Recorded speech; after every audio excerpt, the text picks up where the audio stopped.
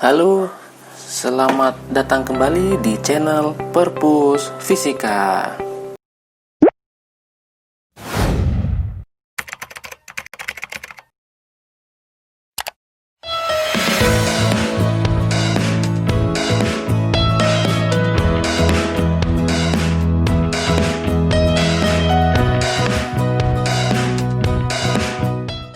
Dalam pembelajaran fisika kali ini masih bersama saya tentunya.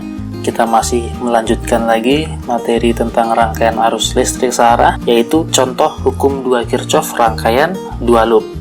Saya punya rangkaian seperti ini. Rangkaian ini terdiri dari 3 buah tegangan, yaitu 16 volt, 8 volt, dan 10 volt. Kalau yang video sebelumnya itu ada 2 tegangan, kali ini ada 3 buah tegangan. Oke, pertanyaannya masih sama. Tentukanlah kuat arus yang mengalir pada masing-masing cabang. Yang pertama harus kita buat adalah arah loopnya. Kita misalkan saja arah loopnya tuh searah dengan arah jarum jam, ya, sama-sama mutarnya ke kanan. Ini loop 1, ini loop 2. Nah, itu yang harus kita tuliskan pertama-tama. Setelah itu, kita harus membuat arusnya. Kita lihat yang warna merah ini adalah I1, kemudian masuk ke titik percabangan yang ini, dia berpencar menjadi I2 dan I3. Ya, I3 bisa dilihat arahnya I2, kemudian I2 dan I3 masuk kembali ke titik percabangan, keluar menjadi I1. Begitu seterusnya ya, siklusnya begitu. I1 kemudian masuk menjadi I2 dan I3, kemudian masuk kembali, keluar menjadi I1 lagi, ya, itu dia. Oke, kita mengerjakan yang pertama kali, yaitu loop 1. Loop 1 mempunyai rumus sigma E tambah sigma IR sama dengan 0. Ini rumus dari hukum 2 Kirchhoff ya, seperti biasa. Oke, sigma E, kita lihat dulu yang loop yang pertama. Ada 2 tegangan. Oke, kita misalkan dari arah kiri bawah berjalan. Nah, dapat yang garis panjang, berarti berapa? Positif 16. Ya, kita arahnya sesuai dengan arah loop ya. Kemudian loopnya bergerak. Nah, ketemu garis yang panjang juga, berarti 8. Ya, 8. Nah, hanya ada 2 tegangan, 16 tambah 8. Kemudian sigma IR. Oke, arus I1 itu melewati hambatan berapa? I1 melewati hambatan 12 ohm. Maka tulis 12 ohm dikali dengan I1. Ini dia. 12 ohm dikali dengan I1. Nah, setelah sampai di percabangan ini, kemudian ke bawah. Nah, hambatan 6 ohm mengalir arus berapa? I2. Maka 6 ohm ini dikalikan dengan I2, maka dapat seperti ini. Paham ya? Sama dengan 0. Nah, ini untuk loop yang pertama. Tinggal dijumlahkan seperti biasa. 16 tambah 8, 24, tambah 12I, tambah 6I2 sama dengan 0. 24 saya pindahkan ke sebelah kanan menjadi negatif. Dari sini saya bagi 6. 12 bagi 6, 2. 6 bagi 6, 1. 24 bagi 6, 4. Ya, ini saya dapat persamaan pertama.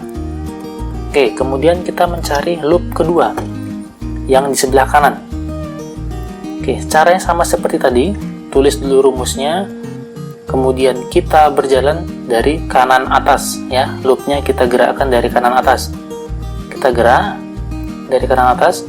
Nah, ketemu garis yang pendek, berarti dia negatif 10. Oke, kemudian bergerak, kemudian naik ke atas. Nah, ketemu garis yang pendek, berarti dia min 8. Min 10 dengan min 8. Oke, hanya itu saja tegangannya kan. Tambah sigma IR. Kita lihat. Nah, ini dulu. Hambatan R3 6 ohm itu dialiri arus berapa? Arus I3. Maka 6 kali I3. 6I3. Kemudian, nah, ini hambatan 6 ohm dialiri arus I2, maka 6I2. Mengapa negatif? Nah, karena arah loopnya ini berlawanan dengan arah arus. Arusnya kan ke bawah, arus I2 ke bawah, sedangkan loopnya arahnya ke atas ya, loopnya arahnya ke atas, arusnya ke bawah, jadi dia berlawanan, maka arusnya tulis negatif. Kemudian dikerjakan seperti biasa sehingga dapat persamaan kedua. Yuk, persamaan satu udah dapat, persamaan kedua udah dapat. Kemudian kita boleh substitusi, boleh eliminasi. Kita jangan lupa rumus ini ya, harus masuk sama dengan harus keluar. Kali ini kita substitusikan ke persamaan pertama. Jadi yang di dalam kotak ini saya substitusikan ke persamaan yang pertama. Tulis dulu persamaan pertama, 2I1 tambah I2 sama dengan negatif 4. Maka yang saya ganti adalah I1.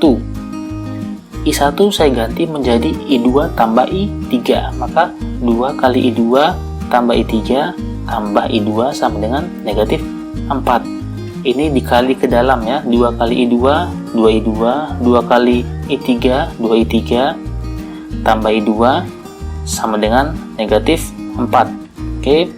Kemudian saya mendapat persamaan ketiga. Untuk apa saya mencari persamaan ketiga padahal sudah ada persamaan pertama dan kedua? Mari kita lihat. Di persamaan pertama variabelnya adalah I1 dan I2. Di persamaan kedua variabelnya adalah I2 dengan I3. Kalau persamaan 1 dan persamaan 2 dieliminasi, maka tidak akan muncul hasilnya karena ini mempunyai 3 variabel. Paling tidak harus mempunyai 2 variabel. Maka saya mencari persamaan yang berikutnya. Dari persamaan 1, 2, dan 3, manakah yang memiliki variabel yang sama? Antara 1, 2, 3, manakah yang mempunyai variabel yang sama? Tentunya adalah persamaan 2 dan persamaan 3. Ya, sama-sama memiliki variabel I2 dan I3. Maka kita harus mengeliminasi dari persamaan 2 dan 3. Nah, seperti ini. Kita tulis persamaan kedua, kita tulis persamaan ketiga, kemudian yang atas dikali 2, yang bawah dikali 1 untuk menghilangkan apa? I3, untuk mengeliminasi I3.